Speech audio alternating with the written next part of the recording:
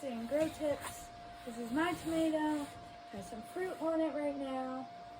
Little bitty fruit, bigger fruit, medium-sized fruit, but none of it's ripe yet. This is a Garden Gem tomato from Proven Winners, and let's just get started. Tip 1 is water. You want to make sure it is well watered, especially in sunny locations. This Garden Gem tomato likes a sunny location, so that means it wants watered every day so its leaves don't wilt. And that leads me to the next tip is location. You want to make sure it is in a good location for your zone. So we're zone 6.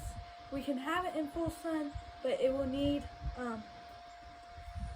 part like more water. In part shade, it could use like watered once a day. And more shade, you may not get its produce as much, but you don't have to water as much. The next tip is fertilizer.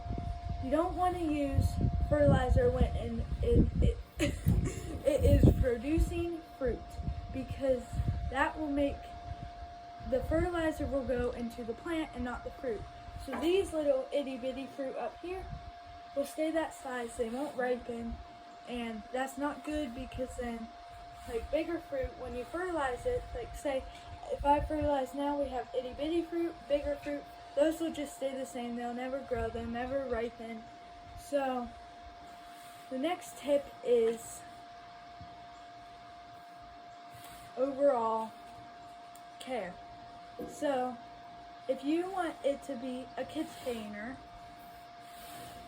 like me, I wanted it to be a more taller, skinnier plant. So what I would do is I would pinch off all the things from the bottom, kind of stake it up and like kind of trim off this stuff. That was like the first week, and then we just let it go. And once we let it go, we produced all this and more fruit, which bigger fruit too, which I'm really happy about. And it's doing really good in this container. 1 gallon, the tag says 5 gallon. This is all I had, so we just used this 1 gallon container, and I think it's liking it. Now if I look in here, like I can see roots from the top. So what I would do is, like, I'll probably do this here soon, get my bag of potting soil and just top it up so we can't see any more roots. It'll give it more room for the roots to grow. Tip 5 is to make sure it is well staked. So I don't have a staking unit on mine, which it could use a little bit of staking. But you can use tomato frames, you could use just staking units with like zip ties, that would work.